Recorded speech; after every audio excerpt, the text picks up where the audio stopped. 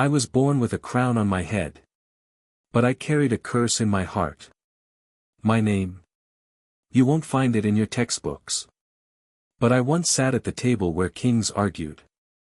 Where treaties were signed, and torn. And long before the first bullet was fired. I knew. I knew the war would come. Not because of visions or prophecies. But because I listened. To the silence in the halls.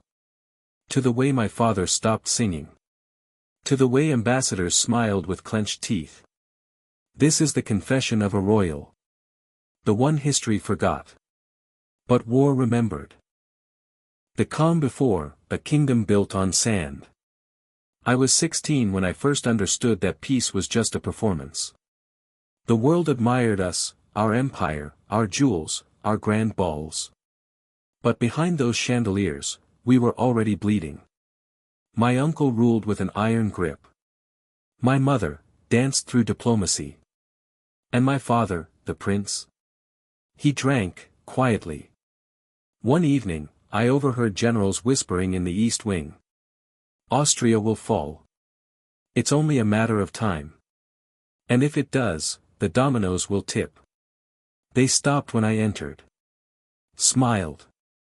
Offered me sugared almonds like nothing was wrong. But I knew. The floor beneath our polished shoes was cracking.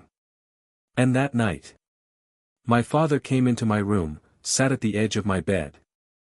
And said, if war comes, child, don't trust the flags. Trust the faces. Sparks in the shadows, the war that whispered first. It didn't begin with a bang. It began with absences. Cousins stopped visiting. Letters stopped arriving. My tutor was dismissed, quietly. Then came him. An envoy from the north. Young. Sharp-eyed. Always watching. He didn't flirt. He calculated. Your Highness, he said once, do you believe your kingdom is ready for change? I replied, change, or collapse. He smiled. Didn't answer. That night, I found a map in his quarters. Our borders. Circled in red. I confronted my uncle. He brushed it off. Politics, dear. A dance of power. But 3 days later, that envoy vanished. No explanation. No goodbye. And suddenly, my cousin, a general in the Eastern Front, returned with a limp. We were testing the lines, he whispered. The enemy is closer than you think. I stared at the fire that night. And I realized. We weren't waiting for war. We were inviting it. The breaking point, a crown of ash. Then came the event that tore the veil off everything. The Archduke was assassinated. A single shot. 1,000 consequences. In the halls, voices rose like thunder. Mobilize. Retaliate. Show strength. But strength is a strange thing. It cracks when used too often. I remember the last council meeting I attended. My father tried to speak. They ignored him. He stood, and slammed his ring on the table. Do not make orphans for pride, he shouted. Do not feed children to cannons. But it was too late. The gears were turning. The war machine had tasted blood. That night, I found my mother crying in the library. Not from fear. From knowing. She had warned them years ago. When kings forget they are fathers, the world forgets it is human. She handed me a sealed envelope. If anything happens, take this. Run west. Find the scholar in the Red Chapel. And if peace ever returns, tell them we tried. I never got to ask what was inside. Because the next morning, the palace burned. The war that found me.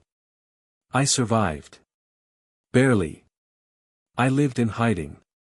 Changed names. Buried the crown. And watched the world bleed. Cities turned to rubble. Flags burned. Brothers killed brothers. And yet, amidst it all, somewhere in a muddy trench, a soldier found my father's letter. It spread like wildfire across camps. A plea for peace. A confession of failure. A royal apology. The world called it forgery. But I know. My father's words softened more hearts than any treaty ever did. Now, I live where no one knows me. A small house. A garden. A portrait of a forgotten family. But sometimes, I walk past children reenacting war with wooden swords. And I wonder. Will they learn before it's too late? Will they listen before the silence returns? And I'll leave you with this. There are wars we fight with weapons. And there are wars we fight with memory. The question is, which one are you helping to win? Because peace isn't just the absence of war. It's the presence of wisdom. And if you take nothing else from this royal confession, I knew the war would come.